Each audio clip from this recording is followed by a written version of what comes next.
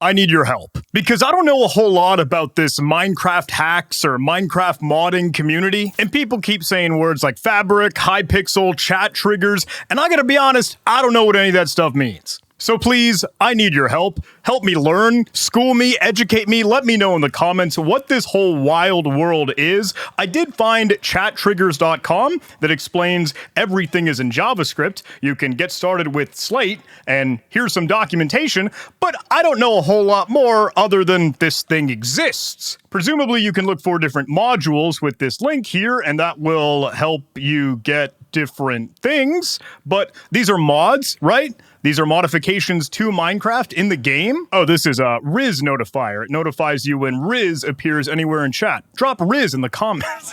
Anyway, someone sent me this email. It says Minecraft chat triggers module malware. Hello! Recently I came across this file. It's a chat triggers module which seems innocent, but after checking the files I found 2 links to malicious code. Note, there could be more that I haven't found. The first one is at this file and line number, the other one is just beneath it, and they give a link. It seems to read code from hst.sh. I don't really understand JavaScript code, but from what I could find, it's definitely malicious, according to this individual. Thanks so much for sending me malware. Looks like they provided sample.zip, and let's go ahead and download that. Now, I'm going to be working inside of my Windows 11 virtual machine, and I really recommend you do the same. Operate inside of a virtual machine if you're working with malware or just strange, sketchy, suspicious files and software. So inside of the zip archive, we have a folder called Bye Bye Goldor. We can go ahead and extract this. I actually want to use 7-zip, so I'm going to shift right click and then extract to that sample. Now inside of that directory, we have that Bye Bye Goldor folder, and let's see what's in there. In all reality, since there are a lot of files here, it might just be better for us to open up that entire directory inside of a text editor. I like to use Sublime Text, so let me make this full screen and open up this folder for us. Now I'm going to be honest with you, I did get a chance to take a peek at this stuff before I started recording, and I really wanted to show you this one because it's kind of hysterical. Let me turn word wrap on so you can see, but honestly, you know, I like, when things are obfuscated, when things try to hide or mask their operations, so it's some code puzzle piece that you just get to unravel. But in this case, there's really not a whole lot to have to rip apart or de-obfuscate. It's kind of all in the clear. Apparently, this mod, chat trigger module, I'm assuming, I hope, let me know in the comments, is named Bye Bye Goldor. And if we try to go look for that, search for it, or find it on the chat triggers module page, I haven't found it. Not gonna lie, I don't think it's here. Maybe it was served at one point, but is no longer. Maybe it was taken down because it was determined to be malicious, but no modules found. I don't know how this individual got this file. That's fine. To be honest, I'm more interested in showing you the code. So let's look at the entry point, index.js, which obviously is all of the stuff that's usual for boilerplate setup, importing libraries, modules, and doing some of this stuff here. Some of the lines note messages, you're put in the Skyblock lobby, and there's not a whole lot else to this file, only 62 lines, mostly imports, but we'll find where is the malicious component. Imports config, of course, not a whole lot more here. Thankfully, our friend in the email gave us a clue as to what file we might look at, because obviously there is a lot in this zip archive for us to try to look through. So let's speedrun just a little bit. They mentioned the utils directory has one file called utils.js that has a malicious line. Now, you might remember the line number, but looking at this file, can you find it? Can you see it? Can you already see the sketchy stuff? It may or may not stick out like a sore thumb because amongst all of these export constant lines, at the very top here, you see lines 33 and 34 that declare a function based off the file lib module object something using a method or function called getURLContent, passing in a URL, HTTPS, and hst.sh, just as they mentioned. They reach out to one endpoint on that site with the raw prefix, presumably to get the full raw bytes and contents,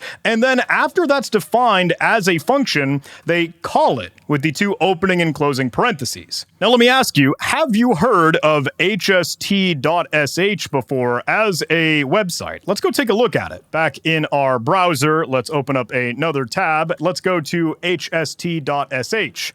Presumably Hastebin. You might be able to see down in the bottom left, the about page here. It is basically Pastebin, right? You get to choose any content, any data, any text, any info, and just slap it out onto the internet with a hosting provider like this. Not to say a hosting provider in its formality, it goes without saying a lot of malware payloads could just as easily be hosted or served by Pastebin, and if this is an equivalent, okay, it's just being used and abused, leveraged to put content out on the internet, so anyone else or any victim could have it be pulled down and executed. So let's grab the URL that they are referencing here, and let's go see what the actual code that detonates is. Back in the URL bar, let's go ahead and get to that location, and we start with that.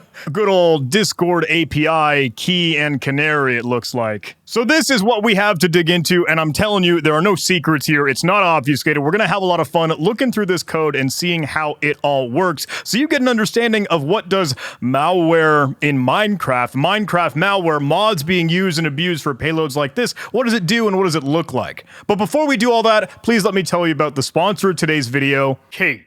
It's one thing when your cell phone gets hacked. It's a whole nother thing when your cell phone provider gets hacked. Mobile carriers are in the headlines all too often for data breaches and surveillance scandals, or even just selling your info. Cape is a modern mobile carrier that does things differently. They're privacy first and privacy focused through and through. It's an expert-led team with roots in telecom and security. They don't ask for your name or your address or social security number, and they don't collect any data they don't have to. The data they do have to collect, like call metadata or anything necessary, they delete it, and they'll never sell your data. They can't. They don't have it in the first place. Cape has all these awesome security features. SIM swap protection, encrypted voicemail, even a recovery phrase to generate a cryptographic key pair for a public key and private key. That cryptographic approach was actually based on input from Dan Guido, a friend of mine and the technical advisor at Cape. You might know the name from Trail of Bits, and Cape is vetted by even more of the most respected names in cybersecurity, like Dmitry Alperovich, one of the co-founders of CrowdStrike, and Dane Stuckey, OpenAI's CISO. And if you love the security and privacy-first carrier, you can use my code Hammond33 to get 33% off your first 6 months with Cape. You can get started with Cape with my link below in the video description, jh.live/Cape. Huge thanks to Cape for sponsoring this video.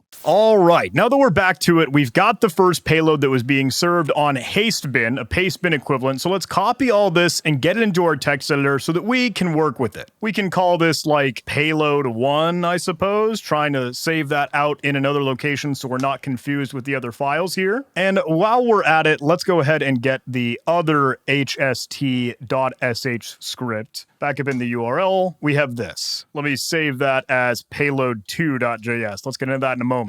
Let's get word wrap back on, but obviously the very start is defining a variable for a webhook URL. Needless to say, that is a Discord webhook. We could probably do some shenanigans with that, whether we send it messages or delete the webhook. You could do, whatever you want since that key is present there. And beneath that is a send function that uses this webhook URL too and simply sends data to that webhook. Nothing fancy there. Paste is another function that looks like a convenience just to be able to slap anything else onto Hastebin. You see that URL there. That all looks like regular boilerplate code, but when we get a little bit further down, we start to see more Minecraft-specific things and much more malware-specific functionality. One thing that I have been learning, again, please school me in the comments here, but there are these Minecraft functions that are defined or based off of, I think, whatever version that you're up against, whether it's Minecraft Forge or some of the toolkits and frameworks to be able to make mods similar to this. So func_110432 capital I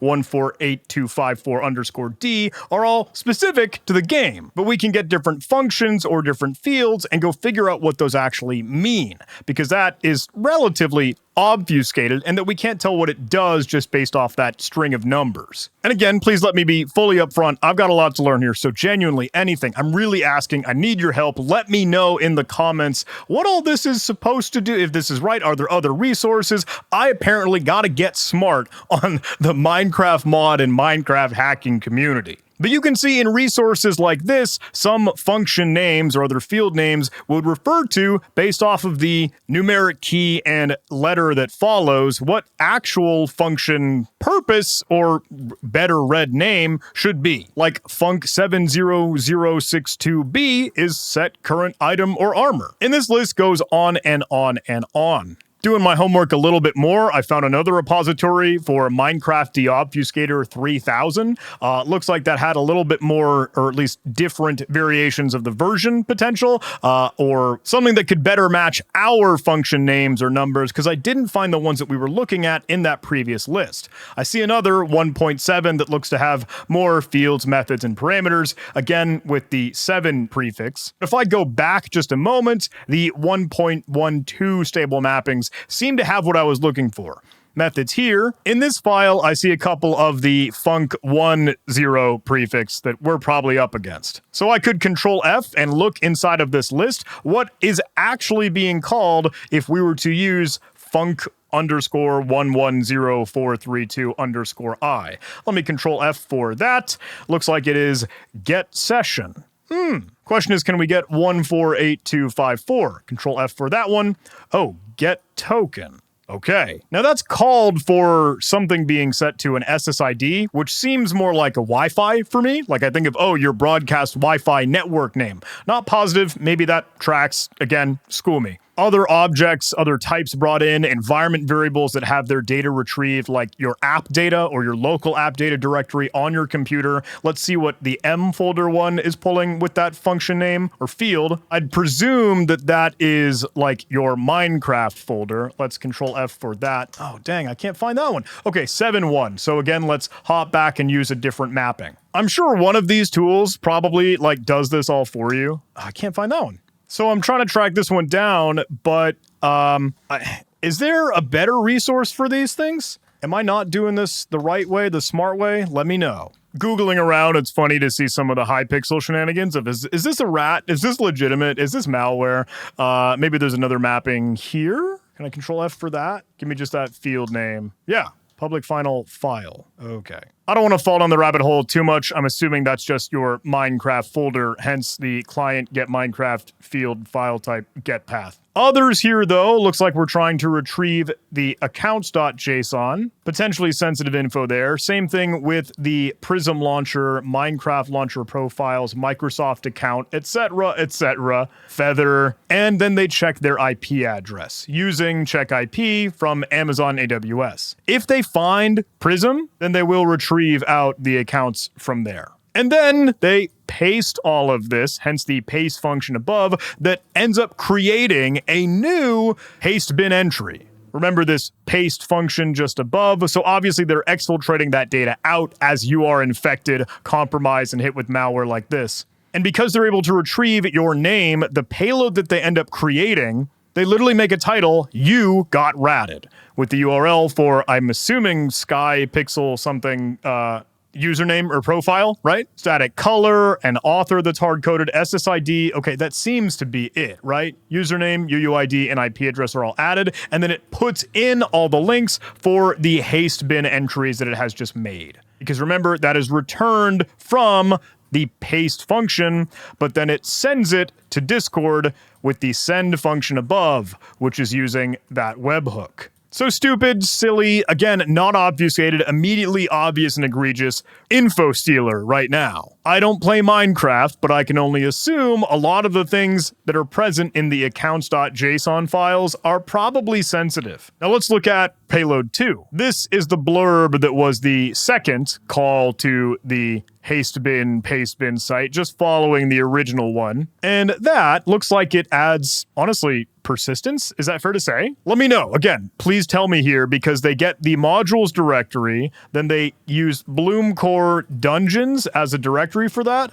They make those directories if they don't exist, and they end up staging what would eventually become dungeon.js. They even create a flag file, like a little placeholder or marker to say, hey, this host, this computer, this victim has already been compromised. The injection is done. And that's what they create as a file. Current context means reading from that file, and they inject another function style, function parentheses file lib get URL content of, once again, another HST or hastebin site. Payload we could pull down. So let's copy that so we can take a look. And while all of this is just defined, created as variables here, then they actually do it in the if statement to check if the flag file doesn't exist, so if this is a new victim, and if it doesn't already include, okay, this prompt to pull down and execute a new payload, write it, put it there. Then it displays injection completed at that date and time.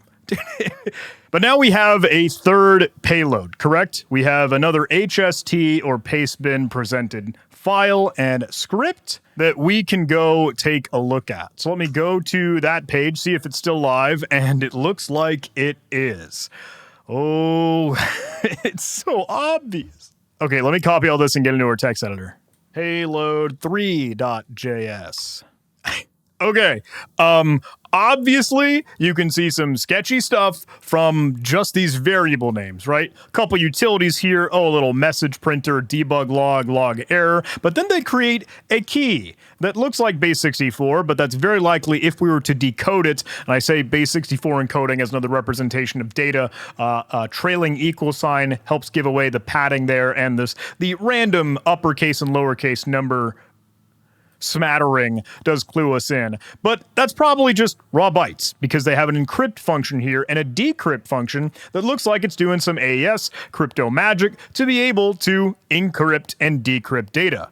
But then they have a C2, present, alive and well, naked, outright and dangling, with the IP address and port number. Obviously a convenience function, send to C2, where it takes in some data as an argument, noting the endpoint that's provided, and encrypts all that data. Okay, cool, kind of smart, even if all this, payload code isn't obfuscated or encrypted. The command execution, though, is just what you would expect. This is the real RAT or remote access Trojan remote access toolkit present here, because it's using cmd.exe/c, so the command prompt, and then an argument to run another command that follows to do whatever. Copy files, steal more files, execute programs, run more code. Even checks the operating system, which is kind of neat. I appreciate all the comments here that let us know of that. So if it's Windows, then they'll use that. Otherwise, maybe Linux, they'll use sh. And you see the usual Java syntax to be able to start a process, execute a command, and it's even got the capability to take screenshots or convenient operations to work with the file system. List directories, delete files, but the screen streaming is the creepy bit, right? You're owned. Say you had this mod, say you installed this some way, somehow. If it executed, if it ran, sure. Now it's got that silly, stupid stalkerware stuff to take pictures of your screen, and then, I'm assuming, forward that out. Send it via the C2 with a screen stream endpoint based off the specific player, that victim, and anyone could watch you doing whatever you do on your computer or in the real world with the webcam capture. You can see all the syntax here, start webcam stream. Again, this being sent to C2 based off of a player unique identifier. So there's that. Now we get to the info stealer component here, even more, the account grabber. Again, we're seeing this just as we had previously, multi-MC, lunar, feather, prism, etc. All these Minecraft things. Again, I'm not familiar with, so school me, let me know in the comments, please. But here's the more traditional malware aspect, where we're exfiltrating or extracting data out of of your web browsers. That's info stealer stuff. Getting everything out of Firefox, Chrome, Edge, Opera, Brave, etc., and then ripping through what would be like SQL or structured query language databases or other entries in there to get specific logins, username and password. Oh, your cookies, the sessions that you already have authenticated to different websites. And they are not shy about this. Again, you see in all the actual content of this file, of the script here, it's outright. It's not obfuscated. They're not trying to hide this. They literally even call this rat browser in temporary files that they create. Sketch. Discord token grabber, we don't need to drag us down that rabbit hole. You know exactly what that is.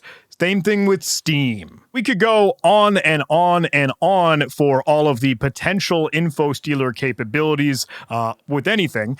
Epic Games is in here just as well. So look, that's the risk. That's the threat, obviously. A mod, a hack, something, ripping out Minecraft-specific utility or information here and there, even the player location, but really, the sketchy stuff like watching your screen, monitoring your webcam, exfiltrating your passwords, credentials, or using a keylogger to log everything on your keyboard, what you type in on your computer. It goes without saying, this is malicious. Neat to kind of see some of the logic to register with the C2 or command and control server or framework, their external location where they're harvesting and collecting all this data, all the information about your computer, your device, files that it might rip out and exfiltrate along with those passwords, credentials, etc., etc. Couple convenience functions here, self-update, that's neat. Check shutdown, handle different commands. Whoa, that's neat. Kind of clues us into the functionality of what this could do, but obviously it's everything that we just kind of saw, even as though they are little commands here that could be typed in. All based off Minecraft, right? The main loop, though, obviously, is processing these commands, trying to be able to understand how this could all be used, but wow. This is, of course, how you actually invoke or interact with all the functionality that's defined here, calling the functions to get your Steam login, to get your Epic Games information, to get all the Minecraft stuff, details behind the scenes, webcam, screen share, keylogger, etc., etc. Again, I just thought this was a fun one to show you because it is not obfuscated whatsoever, and it's just quite a ride. They are so explicit in all of the raw info of what this malware does and can do, and even the comments of like, oh, wait for Minecraft to fully load, and then use that as the remote access Trojan. Bonkers.